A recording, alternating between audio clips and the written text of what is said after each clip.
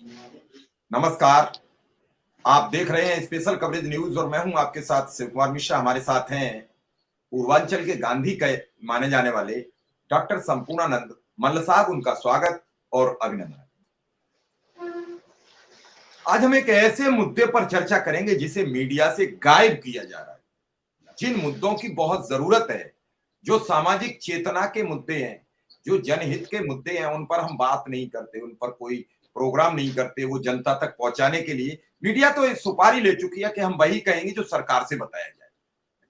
अब सरकार अपनी बात कहेगी, सरकार जनता की बात थोड़ी कहेगी, सरकार थोड़ी बताएगी। तो हम जिक्र करें आपसे 173 लाख करोड़ रुपया का कर्ज हो गया भारत पर, जो भारत की जीडीपी का 80% है। समझिए बात, ये ठीक उसी तरीके से है कि एक व्यक्ति था, वो कह रहा था मेरे पास 10 रुपया है। वो ये नहीं बता रहा था कि मेरे पास 2 रुपया मल्ल साहब के हैं, वो नहीं बता रहा था कि 2 रुपया राधे श्याम के हैं, वो नहीं बता रहा था 2 रुपया अब्दुल के हैं, वो नहीं बता रहा था 2 रुपया सीताराम के हैं। उसके अपने 2 रुपया ही थे और वो चीख चीख के कह रहा था कि मेरे पास अब 10 रुपया है। भारत के लोग, जो पढ़े लिखे लोग हैं, डॉक्टर संपूर्णानंद मल्ल जैसे प्रोफेसर हैं, पीएचडी धारक हैं, वो इन सब बातों को खंगालते हैं कि सच क्या है। 2014 में जब प्रधानमंत्री नरेंद्र मोदी को सत्ता का हस्तांतरण होता है, तब भारत पर 55 लाख करोड़ रुपया का कर्ज था। आज यानी 10 वर्ष में 112 लाख करोड़ रुपया भारत पर कर्ज बढ़ जाता है और भारतीय ताली बजाकर हर हर मोदी, घर घर मोदी का नारा गूंज जाए। रोजगार जीरो, व्यापार जीरो, व्यापार ऑनलाइन चला गया। जो बड़े तबके में हमारे वैश्य समुदाय के लोग गांव में बैठ के दुकानें चला रहे थे, वो चौपट होते चले जा रहे हैं। यानी निचले तबके का जो व्यवसाय था वो बंद होते चला जा रहा है। बात यही नहीं रुक रही है, ना बात यहां बन रही है। आखिर 112 लाख करोड़ रुपया नरेंद्र मोदी ले कहां गए? बड़ी रकम है।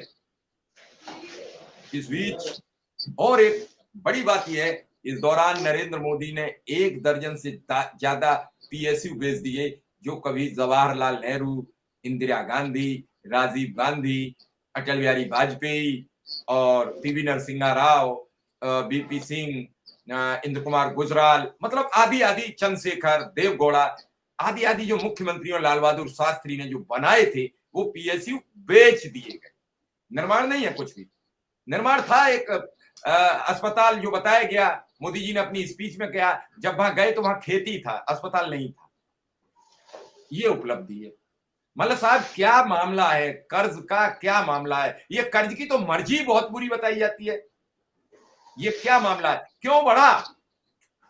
70 वर्ष, यानी जब 2014 में ट्रांसफर हुई थी, सत्ता हस्तांतरित हुई थी, तब 65 वर्ष हो चुके थे और 65 वर्ष में वो कर्ज था 55 लाख करोड़, जो 11 वर्ष में बढ़कर कितना हो गया? 112 लाख करोड़। आपको फिर याद दिलाते हैं कि एक जमाने में एक सरकार ने देश पर सारा सोना मोना गिरवी रख के सब कुछ लगा दिया था दांव पर, तब भी मनमोहन सिंह उस सरकार को सुरक्षित करने में कामयाब रहे थे, जो मौजूदा प्रधानमंत्री थे 2014 तक।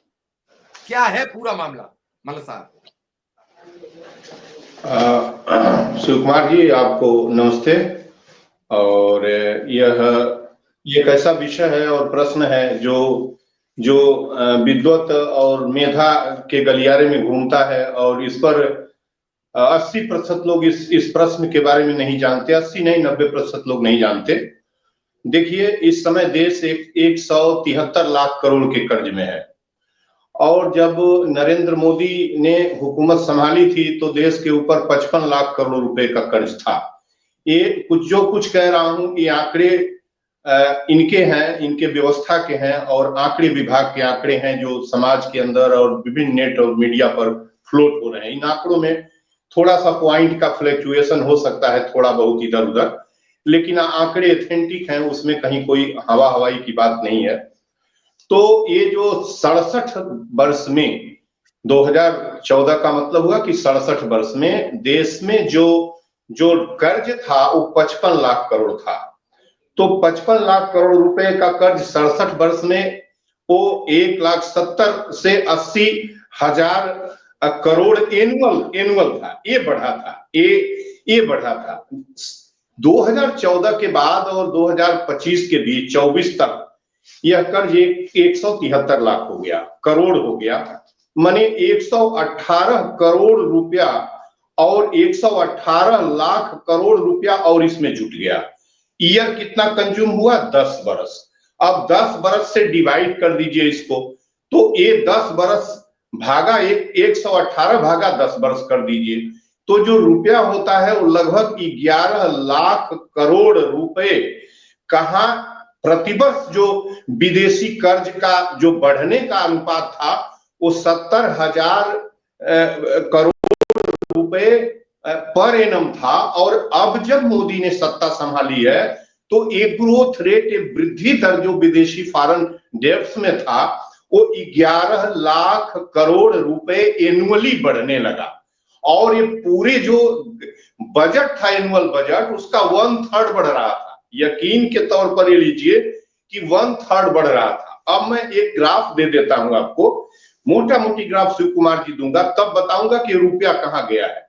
अब ग्राफ ये है कि 2014 से लेके और जब मैं 2024-25 तक ईयर वाइज बजट देख रहा था कि प्रत्येक साल कितने की बजट है, कि कितना बजट आखिर 120 लाख करोड़ रुपए नरेंद्र मोदी ने 10 वर्षों में कर्ज के रूप में कहां खर्च किया, ये वो तो उनको बताएंगे, लेकिन 120 लाख करोड़ तो विदेशी आ गया।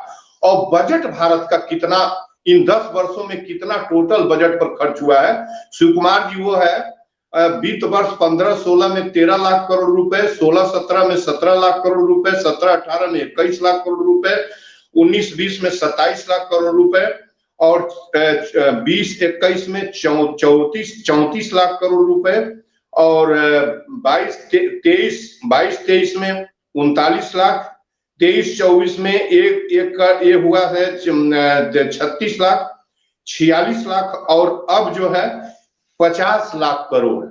ये टोटल जब हमने कैलकुलेट किया तो लगभग 2.5 लाख करोड़ के आसपास एक फिगर जा रही है।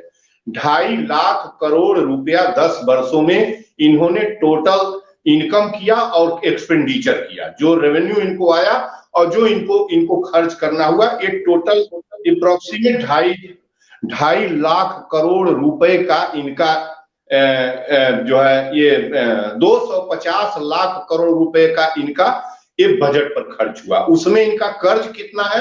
अप्रोक्सीमेट 50% इन्होंने विदेश से कर्ज लिया है, कर्ज इनके ऊपर है। ये फिगर है। अब मैं एक सवाल ये करना चाहता हूं शिव कुमार जी कि इस दौरान इन्होंने इस रुपए का खर्च कहां किया? 2017 1 जुलाई 2017 को जीएसटी इंपोज हुआ देश के ऊपर। 3 बात इसमें और हो रही थी इस इकोनॉमी में। एक तो यह हो रही थी कि जो है जीएसटी इंपोज किया गया, और एक ये हुआ बाद में 19-20 में जब पीपीपी और 21-20 में आके आया, और मॉनिटाइजेशन, पीपीपी, डीमॉनिटाइजेशन और जीएसटी, ये ऐसा एक फिगर प्रोजेक्ट कर रहा था भारतीय इकोनॉमी में जो पूरी तरह इकोनॉमी को दबाता चला जा रहा था। इनकी जब इन्होंने डीमॉनिटाइजेशन 8 नवंबर 2016 को कर दिया, अर्थव्यवस्था एकदम गर्त में चली गई। मनमोहन सिंह ने कहा कि अर्थव्यवस्था की रीढ़ पर हथौड़ा चला दिया गया है और भारतीय अर्थव्यवस्था को धीरे धीरे गलना ही है, आप इसको बचा नहीं पाएंगे, किसी कीमत पर कोई नहीं बचा पाएगा इस समय। तो ये जो हथौड़ा चल गया तो इनको निकलने का कहां से साधन हो? अर्थव्यवस्था बिल्कुल भारत की लकवाग्रस्त हो गई। तब इन्होंने जीएसटी इंपोज किया 1 जुलाई 17 को इस अवसाद से निकलने के लिए। ये प्रोग्रेसिव व्यवस्था चलती गई। मैं ये आता हूं कि 120 लाख करोड़ रुपए 11 वर्षों में विदेशी कर्ज का नरेंद्र मोदी कहां ले गए हैं, किस जगह खर्च किए हैं? अब इनकी जो डेवलपमेंट पॉलिसी थी शिव कुमार जी, वो 3 जगह रन कर रही थी प्रारंभ से ही। Expressway, airport, international, national airport, और एक चल रहा था वंदे भारत। इन्होंने बुलेट ले आने की कोशिश की, यद्यप उस पर जो भी काम बॉम्बे थ्रू दिल्ली के बीच हुआ हो, हम ज्यादा इस समय नहीं जानते, लेकिन एक्सप्रेसवे 3 पर फोकस इनका चल रहा था कि काम एक करने का हो रहा था। जीएसटी देश की 2 लाख करोड़ रुपए पर मंथ की जीएसटी वसूली जा रही है हिंदुस्तान में। जिस हिंदुस्तान में 80 करोड़ कंगाल जो 5 किलो अनाज पर जीते हैं, 22 करोड़ कुपोषित जिनके पास कौड़ी नहीं है, उस देश के ऊपर 1,20,000 करोड़ 120 लाख करोड़ रुपए विदेशी कर्ज इन्होंने लिया। जीएसटी और टोल टैक्स के रूप में देश की चमड़ी उधेड़ना चालू किया नरेंद्र मोदी ने। और पैसा कहां ले गए? पैसा ही ले गए तड़क भड़क और दुनिया का सबसे महंगा चुनाव कर दिया।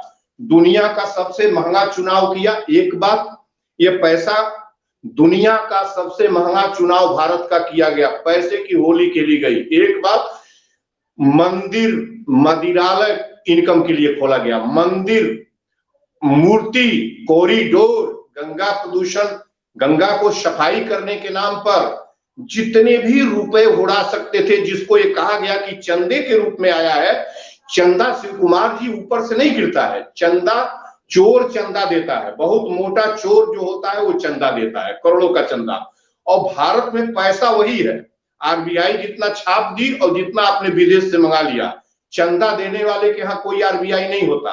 रुपया का घड़ा वही है, उसी में से किस तरीके से रुपया किसके पास पहुंचा है इस पर कहानी कहने की जरूरत नहीं है। तो इन्होंने रुपया कहां बहाया? सड़क एक्सप्रेसवे में, इंटरनेशनल नेशनल एयरपोर्ट में, वंदे भारत नई गाड़ी एक चलाने में इधर इनका रुपया जो जा रहा है, मंदिर, कॉरिडोर और लग्जरी जीवन और बड़ी बड़ी महंगी गाड़ियों में चलकर इन्होंने अपना पैसा इस तरीके से इन्होंने बहाया है। तो और इन्होंने क्या नहीं किया, क्या करना चाहिए था? इस विदेशी रुपए से इन्होंने यदि शिक्षा, चिकित्सा, रेल, अब शिक्षा, चिकित्सा, रेल पर कुछ भी किया होता तो समझ में आता। इन्होंने क्या किया कि पुरानी पैसेंजर मेल गाड़ियां बंद कर दी या स्पेशल गाड़ियों में बदलकर किराया 3 से 7 गुने तक बढ़ा दी। जो वंदे भारत ट्रेन चलाई है वो नॉर्मल एक्सप्रेस किराए से जहां 169 रुपए किराया है वहां 720 रुपए लगता है। एक काम किया।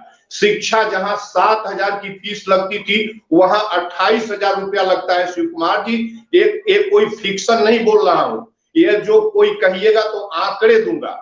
7,000 की जगह 27,000 लगता है। मेडिकल चिकित्सक व्यवस्था कितनी महंगी हुई है यह जन जन हिंदुस्तान का जानता है। तो इन्होंने जो विदेशी कर्ज लिया उसको अनप्रोडक्टिव की जगह हर कोई इंडस्ट्री जिलों में नहीं बनाई, एग्रीकल्चर बेस्ड इंडस्ट्री बनाना चाहिए था, डेयरी के लिए संभावना खोलना चाहिए था। इन्होंने मंदिर और मदिरालय से देश सवाना, और मदिरालय पर 500 टाइम टैरिफ टैक्स लगाया गया। गूगल खोलिए और देखिए, जिस पर ट्रंप ने भी भारी आपत्ति की है। ये छोटी आपत्ति नहीं है। दुनिया के किसी मुल्क ने पहली बार भारत के टैक्सेशन, टैरिफ और टैक्सेशन पॉलिसी पर सवाल उठाया है, प्रेसिडेंट ने उठाया है। दूसरा कोई होता तो दूसरी बात थी। आज इस देश को नरेंद्र मोदी कर्ज के भारी जाल में फंसा चुके हैं, पूरी तरीके से जाल में कुछ बचा नहीं है। लेकिन इन्होंने शिक्षा, चिकित्सा और रेल, मैं रोकूंगा।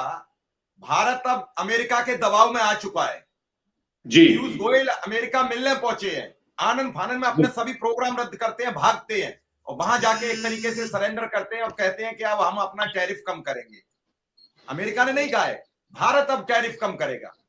शिव कुमार जी देखिए, और ये यहाँ किसी ने नहीं बताया, यहाँ के किसी ने नहीं बताया, ये ट्रंप ने बयान दिया है कि भारत अब टैरिफ कम करने को तैयार। शिव कुमार जी, नरेंद्र मोदी, पीयूष गोयल, अश्विनी वैष्णव, सीतारमन, ये उल्टा लटक जाएं, पैर ऊपर कर लें, नीचे सिर कर लें। चारों पांचों को कह रहा हूं, इस हिंदुस्तान की गर्त में जाती इकोनॉमी को कोई बचा नहीं पाएगा। एक आदमी बचा सकता है, वक्त है। इनको अमेरिका जाने की जरूरत नहीं है। सबसे पहले मैंने लिखा है 23 मार्च को मैं सदन पर रहूंगा। शिव कुमार जी, नहीं चलने दूंगा इनकी हुकूमत को।